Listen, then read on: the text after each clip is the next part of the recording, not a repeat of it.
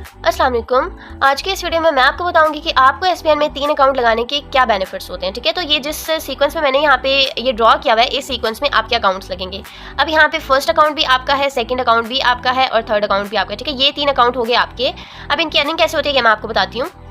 देखिए यहाँ पे आपके जब हम लोग एसबीआई में ज्वाइन होते हैं ना, तो हमारा जो फर्स्ट पेयर की इनकम हमें मिलती है वो होती है 400। ठीक है, तो आपको अपने सेकंड और थर्ड अकाउंट के जो 400 इनकम है वो आपके मेन अकाउंट में चलेगी। ठीक है, और आपकी मीन्स कि आपकी अपने ही अकाउंट की इनकम आपके मेन अकाउंट में चलेगी। इसी तरह जब आपके सेकंड और थर्ड अकाउंट के डाउन में आपका फर्स्ट पेयर कंप्लीट होता है तो उसकी भी 400 इनकम आपके सेकंड और थर्ड अकाउंट में चलेगी, जबकि आपके मेन अकाउंट में 400 इनकम की, क्योंकि एसबीआई में जो फर्स्ट पेयर के अलावा जितने भी पेयर्स होते हैं ना, सबकी इनकम जो होती है वो 200 होती है। ठीक है, तो आपके जब सेकंड अकाउंट के डाउन में फर्स्ट पेयर कंप्लीट हुआ तो इसकी 400 इनकम सेकंड अकाउंट में चलेगी। थर्ड अकाउंट के डाउन में जब हुआ फर्स्ट पेयर कंप्लीट तो 400 थर्ड अकाउंट में चलेगी। ठीक है, इट्स मीन के इन दोनों अकाउंट्स में 400 इनकम की, जो कि टोटल 800 बनता है, और मेन अकाउंट में आपकी 400 इनकम की। ठीक है, इस तरह से टोटल आपकी 1200 इनकम आपके मेन अकाउंट में चलेगी, और जबकि मेन अकाउंट में आपके पहले भी 400 था तो 1600 इनकम आपके मेन अकाउंट में होगी। ठीक है, इसी तरह जब आपके अकाउंट्स के डाउन में मजीद मेंबर्स ऐड होते हैं तो आपके तीनों अकाउंट्स में अर्निंग जाती है। अब देखिए यहाँ पे आपके सेकंड अकाउंट के डाउन में दो पेयर मजीद कंप्लीट हुए, एक पेयर ये कंप्लीट हुआ, एक पेयर ये कंप्लीट हुआ, और इन दोनों की अर्निंग होगी 400 जो आपके सेकंड अकाउंट में चलेगी।